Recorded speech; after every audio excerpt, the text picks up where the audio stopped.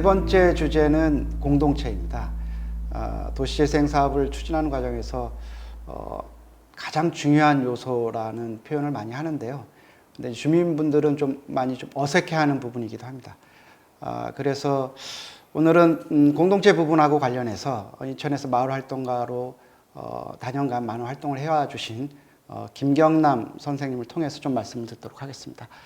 먼저 주민분들이 도시재생 사업을 하는데 공동체가 왜 필요한 건지, 어떤 관계인 건지에 대해 좀 궁금해 하십니다. 여기서 좀 말씀을 부탁드리겠습니다.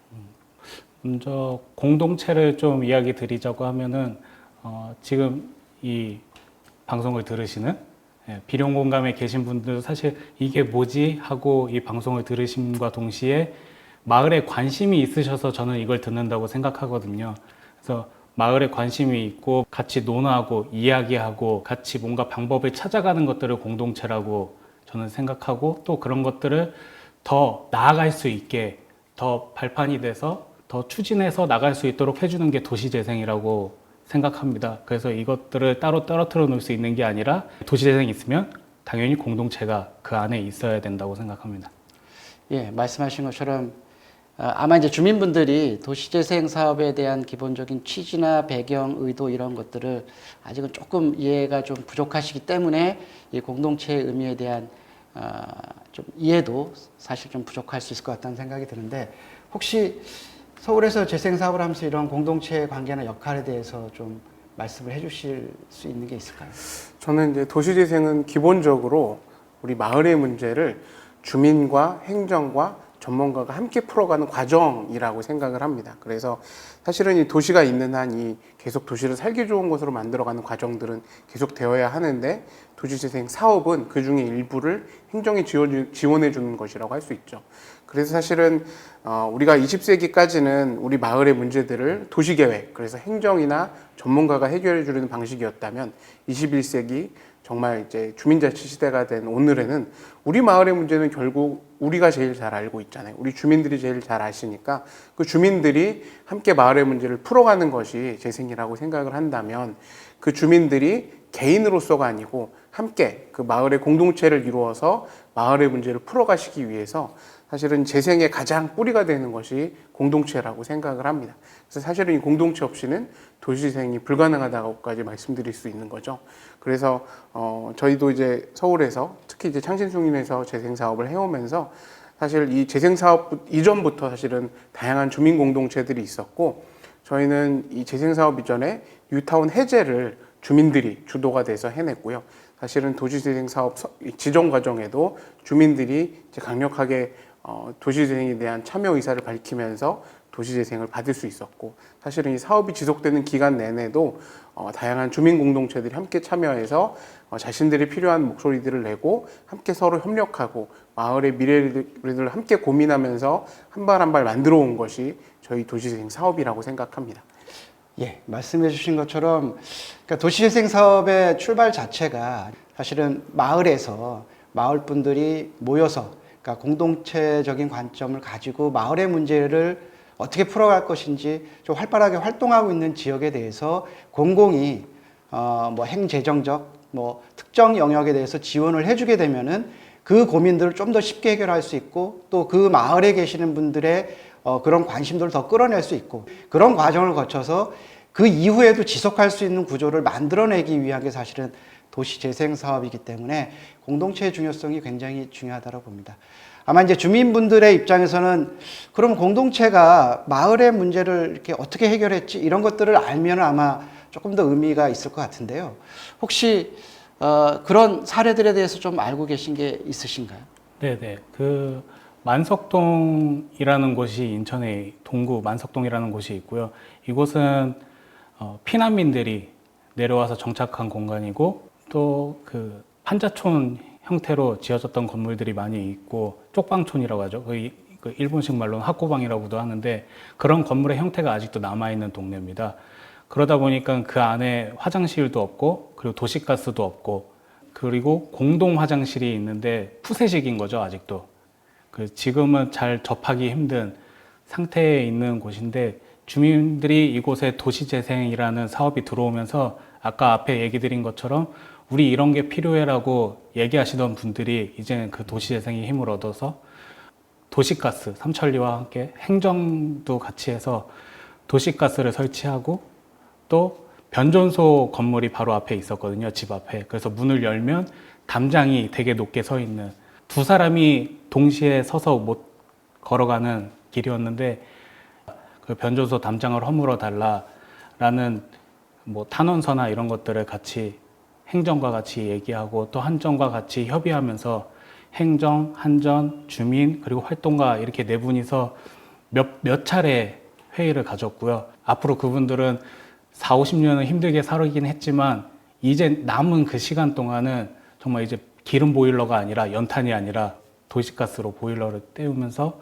앞에 이제 문을 열어도 시원한 공기가 들어오고 집 앞에 이런 사례를 만든 것들이 있습니다. 그것도 그러니까 비룡공감에서 좀 참고를 할 만한 그런 사례인 것 같습니다. 혹시 창신 숭이 지역에서도 좀 그런 어떤 활동들이 좀 있었다라고 볼 수 있나요? 예, 사실은 저희는 이제 앞에 잠깐 말씀드렸지만 원래는 뉴타운으로 지정돼서 사라질 뻔한 마을이었습니다. 그런데 이제 저희 주민들이 한 사람 한 사람 개별적으로 목소리를 내는 게 아니라 함께 뭉쳐서 목소리를 내고 사실은 뭐 한두 해 그냥 항의한 정도가 아니고 사실은 조직을 만들어서 약 10년 가까이 여러 가지 이제 활동들을 하고 주민들한테 이런 상황도 알리고 참여를 권유하면서 사실 주민들의 힘으로 서울 안에서 그 뉴타운이 해제된 첫 번째 지역이 됐고요.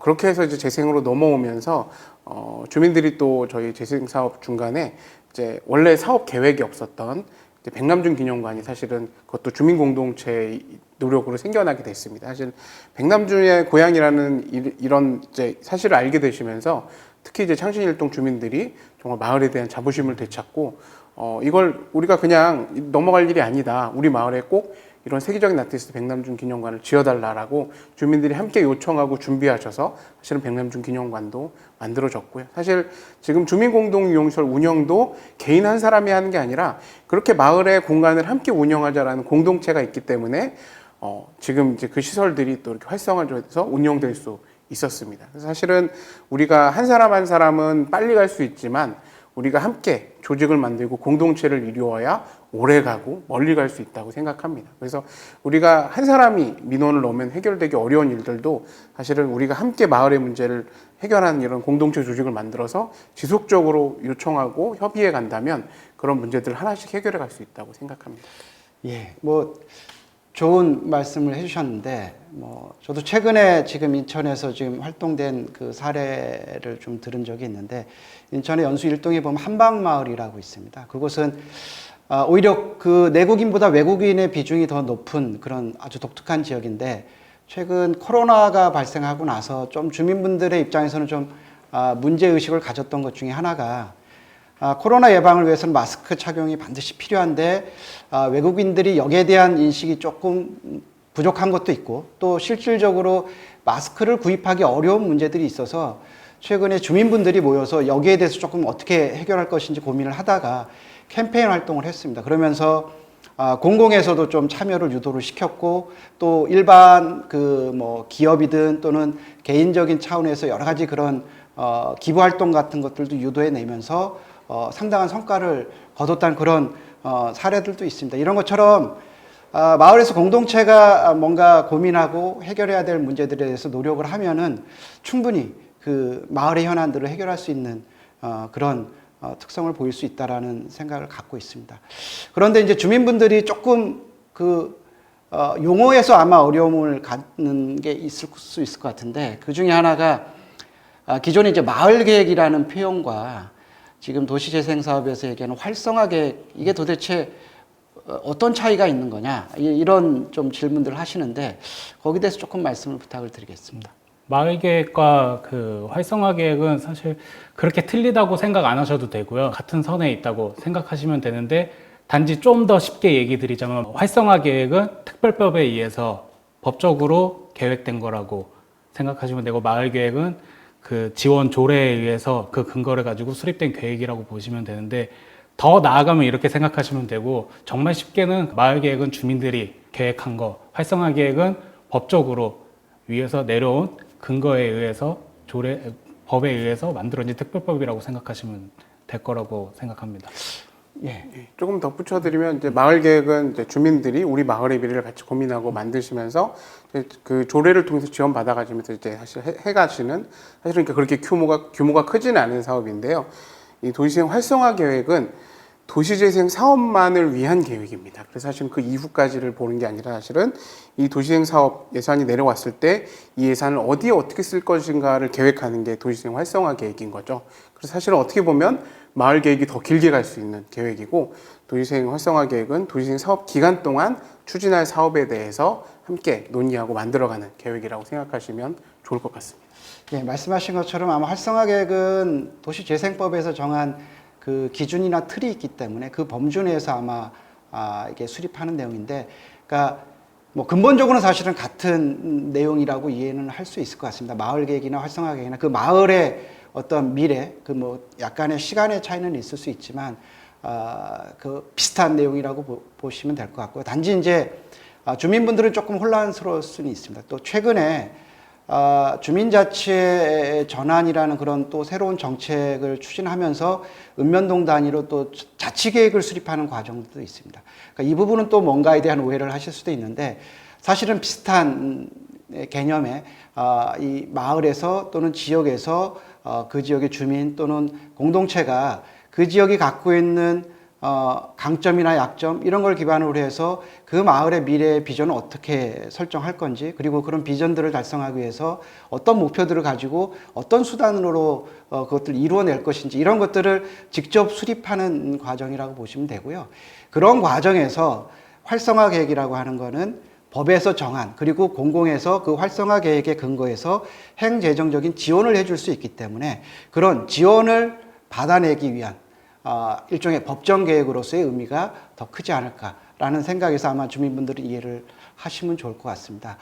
그러면은 이제 뭐 마지막으로 좀 여쭤보고 싶은 거는 도시재생에서 결국 이제 공동체가 굉장히 중요하고 공동체 활동에 대한 그런 과정들을 어떻게 만들어 줄 것인지 지원해 줄 것인지가 굉장히 중요한데, 재생 사업에서 마을 공동체 활동을 지원해 주기 위한 뭐 특별한 사업들이 있나요? 뭐 주민 역량 강화 프로그램 같은 사업이 있고요. 그래서 아까 얘기 드린 그런 만석동 마을 같은 경우에는 그 사실 한평생 살아오시면서 이런 문화 활동에 대한 경험이 별로 없으셨거든요. 그래서 공동체에 대한 그 마을에 뭐가 필요해라는 욕구는 있지만 사실 그 이상을 나가지를 못하시는 경우가 있어요. 우리 마을에 뭐가 필요하고 어떤 뭐 주민 공동 이용 시설이나 이런 것들이 필요한데 거기다 대체 뭘 하지?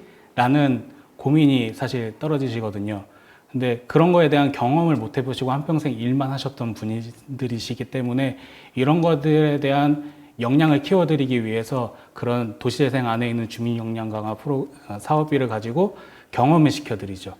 그리고 다른 마을에 가서 사례를 볼 수 있는 그런 선진지 견학 같은 경우도 가고, 그래서 하나하나 체험하면서 나한테 맞는 것들을 찾으시는 과정을 도시재생 그 사업 기간 동안 가지시고, 그 주민 공동 이용 시설이 만들어진다면 그 안에 우리가 이제 할 수 있는 것들을 하나씩 채우시기 시작하는 그런 과정을 가질 수 있도록 그런 도시재생 안에 주민 역량 강화 프로그램 같은 것들이 있습니다.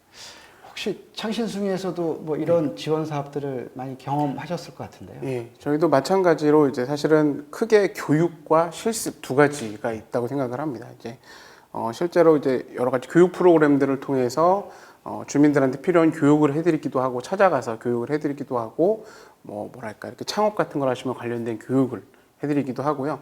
또 하나는 주민공모 사업을 통해서 실제로 주민들이 사업을 해볼 수 있는 경험들을 제공해드렸습니다. 그래서 500에서 한 1000만 원까지 저희는 이제 그 신청을 받아서 이제 심사를 거쳐서 그 계획들을 이제 검토를 하고요. 그래서 이제 거기에 대해서 예산을 배정해드려서 한번 직접 이제 공공의 예산을 받아서 우리 마을에 필요한 사업들, 작지만 꼭 필요한 일들을 직접 해보는 일들을 해보셨습니다. 그래서 뭐 예를 들면 주민들이 좀 어려운 형편에 있는 집들을 가서 집 수리를 해드리기도 했고, 뭐 반찬 만들기 이런 것들도 해드리기도 했고요.